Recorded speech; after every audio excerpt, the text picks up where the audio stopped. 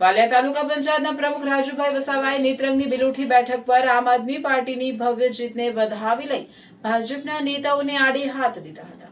નેત્રંગ તાલુકા પંચાયતની બિલોઠી તાલુકા પંચાયતની ખાલી પડેલ બેઠકની પેટા ચૂંટણીમાં આમ આદમી પાર્ટીએ ભવ્ય જીત હાંસલ કરી છે। વાલિયા તાલુકા પંચાયતના પ્રમુખ રાજુભાઈ વસાવા અને આમ આદમી પાર્ટીના આગેવાનોએ આ જીતને વધાવી લઈ ગામના 4 રસ્તા સ્થિત ભગવાન બિરસા મુંડાની પ્રતિમાને પુષ્પાંજલિ અર્પણ કરી હતી અને એકમેકને મીઠાઈ ખવડાવી મોઢું મીઠું કરાવી ઉજવણી કરી હતી। તેઓએ ભાજપના સાંસદ ધારાસભ્યો અને આગેવાનોને આડે હાથ લીધા હતા। નેત્રંગની પેટા ચૂંટણીના પરિણામ બાદ આગેવાન જગદીશ વસાવાએ મતદારોનો આભાર વ્યક્ત કર્યો હતો અને આમ આદમી પાર્ટી પર મૂકેલ વિશ્વાસને ખરા ઉતરવાની ખાતરી આપી હતી। અમે બિલોઠી તાલુકા પંચાયતની બેઠક પરના જે મતદારો છે, ભાઈઓ બહેનો, એ તમામને અમે ખૂબ ખૂબ આભાર માનીએ છીએ અને અમે દિલથી વધાવીએ છીએ કે સામે સરકાર તરફથી સત્તાનું જોર, પૈસાનું જોર અને કંઈ કેટલાય પ્રકારના પ્રલોભનો, દબાણને પણ વશ નહીં થઈને આમ આદમી પાર્ટીને ચૈતરભાઈને વિશ્વાસમાં રાખીને જે મતદાન કરવામાં આવ્યું છે એ બદલ બિલોઠી તાલુકા પંચાયતના તમામ ઉમેદવારોનો અમે ખૂબ ખૂબ આભાર માનીએ છીએ। 35 વર્ષથી સંસદ તરીકે ટ્રાઇબલ એરિયામાં ચૂંટાવો છો ત્યારે એક સામાન્ય બેઠક જે તમારા હાથમાં નહીં આવે, ધારાસભ્યને પણ હું કહેવા માગું છું કે દારૂ, પૈસા અને જે માંસ, મટન, મચ્છી જે આપ્યું છે એ ખાઈને પણ લોકોએ અમને મત આપ્યા છે। માટે હવે તમારા ભાજપના જે દિવસો છે એ એકદમ નજીક છે। આવનારી 2027ની ચૂંટણીમાં તમે યાદ રાખજો કે ભાજપ જે ગણ્યું ગાંઠ્યું રહેલું છે એના તમામે તમામ સુપડા સાફ થઈ જશે।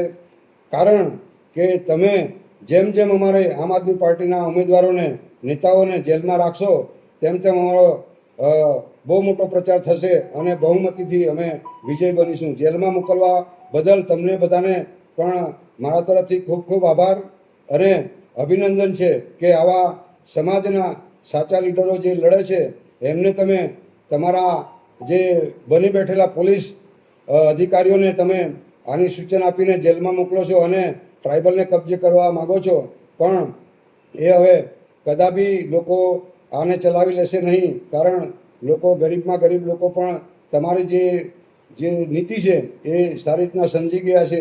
ત્યારે હું ચૈતરભાઈના જે નેતૃત્વમાં જે આમ આદમી પાર્ટી કામ કરે છે તો ચૈતરભાઈને જેટલી વાર જેલમાં પૂરશે, એના આગેવાનો જેટલી વાર જેલમાં પૂરશે પણ એ એનાથી ડબલ મતથી એ વિજેતા બનશે અને તમને પરાસ્ત કરશે।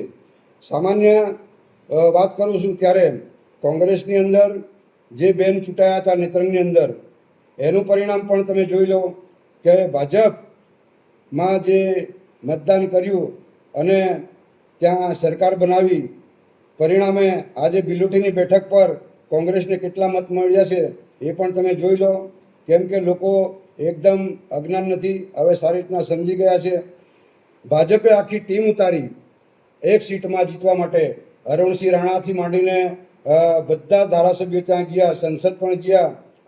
પણ અરુણસિંહ રાણાને પણ હું બે શબ્દ કહેવા માગું છું કે નજીકમાં ચૂંટણી આવી રહેલી છે એટલે ચૂંટણી જીતવા માટે ધમપછાડા તમે પણ નહીં કરો, કેમ કે તમારા જ ભાજપના નેતાઓ તમારી પાછળ હરાવવા માટે કટિબદ્ધ છે। એટલે તમારી જે બેંકની જે ચૂંટણી છે એ પણ ડાલમ ડોલમ છે, એની ચિંતા ન કરશો, ટૂંક સમયમાં તમને પણ પરિણામ મળી જશે।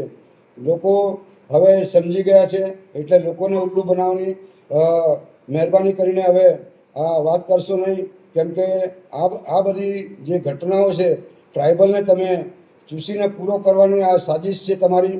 બાકીને તમારી અંદર નેતાગીરી, આદિવાસી તરીકે નેતાગીરી તમારી અંદર છે નથી કે ટ્રાઇબલ કોઈને કોઈ રીતના એને વિકાસથી આગળ લાવીએ।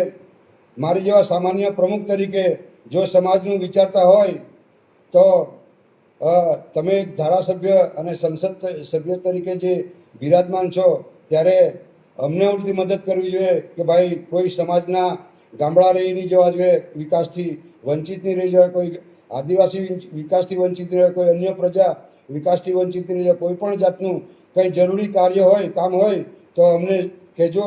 એવા તમારા મોઢેથી શબ્દ નીકળતા નથી, કારણ કે તમે આ સમાજને પૂરું કરવામાં માહિર છો, એટલા માટે લોકો તમને સારી રીતના ઓળખી ગયા છે. તમારી ચૂંટણી પણ આવનારા સમયમાં ડાલમ ડોલમ રહેશે. એટલી વાત કરીને હું મારા વાતને અહીંયા વિરામ આપું છું. પણ એટલું ચોક્કસ કહીશ કે જે આગેવાનોને, પોલીસ ખાતાઓને તમે જે હાથા બનાવીને જે કાર્ય કરેલું છે અને જેલમાં મુકાવેલા છે, એનું પરિણામ આજે બિલોટી પંચાયતે તમને આપી દીધું છે.